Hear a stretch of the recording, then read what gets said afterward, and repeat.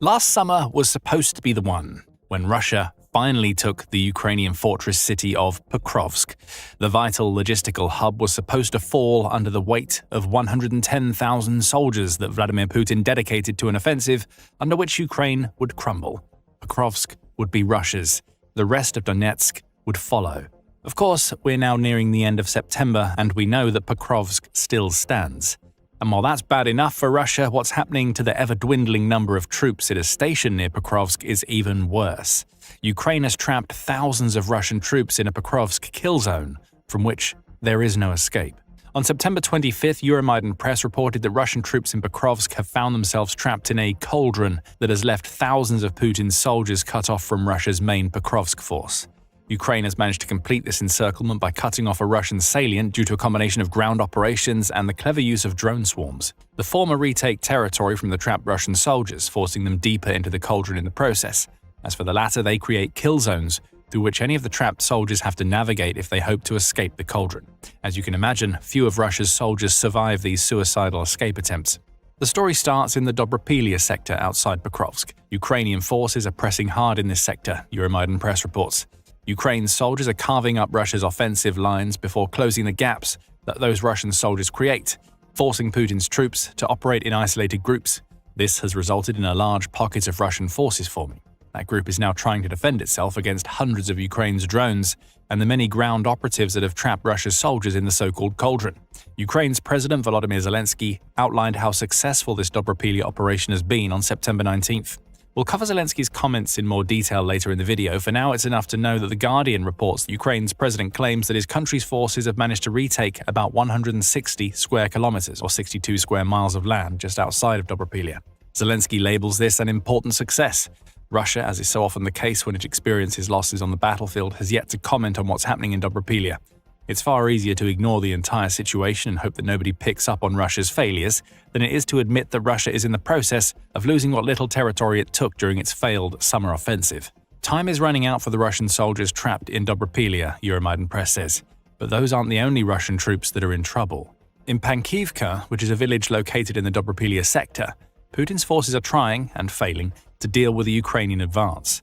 Ukraine's troops are pushing southward, Euromaidan Press reports, which is forcing the Russian occupying forces back. Ukraine's advance has been so effective in this direction that it's already resulted in the liberation of Pokr itself. That's according to the Kyiv Independent, which reported on September 15th that Ukraine's infamous Azov Corps has managed to clear the village of all Russia's forces. The Azov Corps have been operating in Pokrovsk since mid-August, and it played a vital role in cutting off a Russian salient that threatened to penetrate the city that Putin targeted throughout the summer. Pokrovsk, though contested yet firmly under Ukrainian control, has become the staging ground from which the Azov Corps have redirected its efforts toward reclaiming the smaller settlements around the city that Russia had sought to use for a multi-angled assault. Pokr is one of those settlements. The Azov Corps reported their success in a Facebook post in which it said, "Units of the Defense Forces of Ukraine, operating in the operational zone of the 1st Corps of the NGU, Azov, continue to liberate territories in the Dobropil direction. As a result of the coordinated actions of the units, the settlement of Pokr and the surrounding areas has been cleared from the enemy."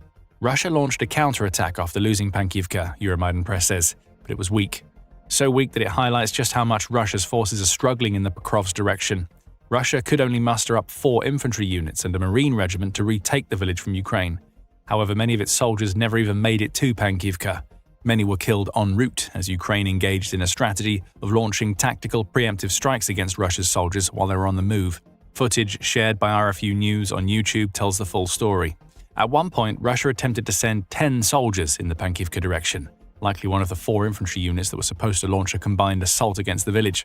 Those 10 soldiers didn't make it. The same type of drone swarm that is currently trapping soldiers in the Dobropilya cauldron descended upon the 10 combatants making their way to Pokr. What followed was a bloodbath. Ukraine's drones shredded through the small Russian unit so quickly that most didn't even have time to surrender. When all was said and done, 9 of the 10 Russians were dead. Only 1 had managed to survive the drone onslaught long enough to raise the white flag and give themselves over to Ukraine's defenders. That's the basic story of Russia's Pokr counteroffensive. In more footage shared by RFU News, we see the aftermath of a Russian motorcycle assault group's attempts to navigate through Ukraine's drone swarms. Ironically, as Business Insider reported in May, Russia has started using motorcycles ahead of tanks and armored vehicles during small assaults because of Ukraine's drones. The outlet quotes the Institute for the Study of War, which says, Russia's increased use of motorcycles is an adaptation in response to pervasive Ukrainian drone strikes against Russian armored vehicles and the unsustainable armored vehicle losses that Russian forces suffered in late 2023 and 24. The irony here is that the motorcycle-riding Russian soldiers attempting to retake Pankivka were supposed to be more capable of avoiding drones than heavier mechanized units. Ukraine proved that notion wrong. Exposed on their bikes, the Russian soldiers were cut down almost as easily as the unit of 10 mentioned earlier. According to Euromaidan Press, the motorcycle assault group never even made it to Pankivka. It was intercepted and destroyed long before reaching the village, which means it also couldn't enter the Dobropilia cauldron to provide help to the Russian soldiers Ukraine's defenders have encircled. That highlights the genius of Ukraine's Dobropilia strategy. It's not just that it's created a cauldron within which a mass of Russian forces is hiding as they hope that Ukraine will simply go away. The Ukrainian forces that have created the cauldron are also very aware that assaults will come from the outside, and they're defending against those assaults long before they have a chance to break the Ukrainian line. There will be no gaps in the cauldron. Russia's assaults are too weak, and Ukraine, likely thanks to its huge number of drones, knows what moves Russia is trying to make almost as soon as it starts making them. Ukraine responds. It hits hard and fast. And the support that is supposed to be coming for those trapped in the Dobropilia cauldron gets cut down long before it can make any sort of positive impact for Russia. In yet another failed Russian attempt to support its increasingly beleaguered troops, Russia attempted to send a supply van toward Pankivka. That van didn't last long. As it did with the motorcycle troops and the unit of 10, Ukraine caught up to the van while it was en route. Euromaidan Press explains what happened next. A supply van was struck directly, erupting into a fireball along with the munitions, weapons and supplies it was carrying. Russia didn't just lose the soldiers driving and potentially riding in the van in this strike.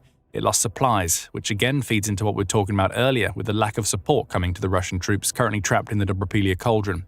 Russia is attempting to send supplies to those troops, and especially the forces that are supposed to be counterattacking in Pankivka. Half-hearted as those resupply attempts may be, Russia is still trying, but the new supplies aren't coming. So the soldiers trapped in the cauldron are seeing their numbers dwindle, all as the supplies they need to sustain and defend themselves gradually disappear into the ether. Ukraine has these soldiers trapped. Escape isn't going to happen. Ukraine's strategy, combined with Russia's habit of not allowing the few of its soldiers who might be in a position to leave the battle to withdraw, has created what Euromaidan Press calls a lethal grey zone. And it gets even worse as you look elsewhere in the Dobropilia direction. The cauldron we've spoken about so far is the third that has formed in the sector over the last couple of weeks. There are two others, both of which have been created by the same Ukrainian approach of closing the gap that Russia's soldiers exploited, surrounding those soldiers and then using drones to ensure there is no escape. The small strip of land that lies between the settlements of Razina and Boykivka offers the perfect example. Ukraine's drones have made this strip of land one of the lethal grey zones, Euromaidan Press highlights. Drones patrol every inch of this strip. If and when a Russian soldier attempts to make any move at all, they're spotted. The drones zone in and the Russia either has to run back to cover or be annihilated. All the while, those drones watch for reinforcements and resupply convoys, taking them out as well to create what amounts to a no-man's zone. Perhaps the Chief of Staff of the Azov Corps is in the best position to explain what Ukraine is doing in Dobropilia right now. On September 25th, The Times published an interview with Lieutenant Colonel Lemko, who we presume is operating under a pseudonym. It says that Lemko pulled up a large digital map that demonstrates what's happening in and around Pokrovsk in real time before explaining what the Times reporters were seeing. Here, and here we cut them off. They are tactically encircled, Lemko reportedly said while pointing to the trio of cauldrons Ukraine has managed to create in Dobropilia. Perhaps they can sit there for a month before they die, surrender or withdraw. We are 40,000 against more than 100,000 Russians. We won here with maneuver defense and quick, quality decisions. That's another interesting point to raise. During the introduction to this video, we mentioned that Putin has amassed a force of 110,000 soldiers for the summer offensive against Pokrovsk. Here we see the Russian approach in action. Shoot for much higher numbers than Ukraine. With more soldiers, Russia can absorb the casualties in the thousands and still have troops to send into the dreaded meat assaults that are designed to drain Ukraine's morale and ammunition stockpiles. Ukraine fighting these types of assaults head-on leads to thousands of Russian casualties, but it also plays into Putin's hands. Russia's leader doesn't care how many of his soldiers become cannon fodder as long as Ukraine's defenses break. What the Azov Corps have done is figure out a way to isolate groups of Russia's soldiers so they can be taken out, all while resupplies and reinforcements fail to arrive. It's a game of tactics versus manpower. If Dobropilia is any indication, Ukraine's tactics are coming out on top. These tactics were born from the Azov Corps' arrival and bringing order to Ukraine's troops, Lemko explains. There was total chaos. Nobody knew where our positions were, where the enemy was. There was no second or third defense line, Lemko says. So during the first week, we were gathering all intelligence, all information about what was happening on the battlefield, to have an accurate overview of the situation. Information ended up being what was needed to overcome Russia's massive numbers in Pokrovsk. Within days of the Azov Corps arriving, Ukraine went from losing territory to launching counterattacks. Now we're seeing the impact of its tactics in September as the territory recaptures continue and Russia's approach of using manpower to compensate for a lack of tactical nous falls apart. Right now, the fate of the soldiers trapped in Ukraine's cauldrons looks grim. Lemko makes that clear when he indicates that the only choices those soldiers have are surrender or death. Euromaidan Press adds to this, noting Colonel Valentin Manko, who is the head of Ukraine's Assault Troops Command, has confirmed that the Russian soldiers in the Dobropilia cauldrons have been cut off from any support for 3 weeks. Drones still swarm overhead, creating the lethal grey zones we mentioned earlier. Ukraine continues to tighten the circles it's forming around the pockets of Russian soldiers, leaving fewer potential avenues for escape. And with the reduction of avenues comes the ability to bring artillery into the game. Every approach and exit to the cauldrons is covered by explosive firepower, making it practically impossible for anybody to get in or out without Ukraine knowing about it. For the soldiers trapped in the cauldrons, 3 weeks is already a long time. How much longer is it going to be before those troops grow desperate? They'll be running out of food, medical supplies will be dwindling. As Lemko says, the only choices they now have are to die, surrender, or withdraw, and these trapped soldiers have already seen plenty of death. Earlier in the video, we mentioned that we'd come back to figures that President Zelensky had been sharing regarding what's happening in Dobropilia and the wider Pokrovsk region. On September 19th, Army Technology published a report confirming Zelensky's claim that Ukraine has liberated 160 square kilometers of territory in the Dobropilia and Pokrovsk regions.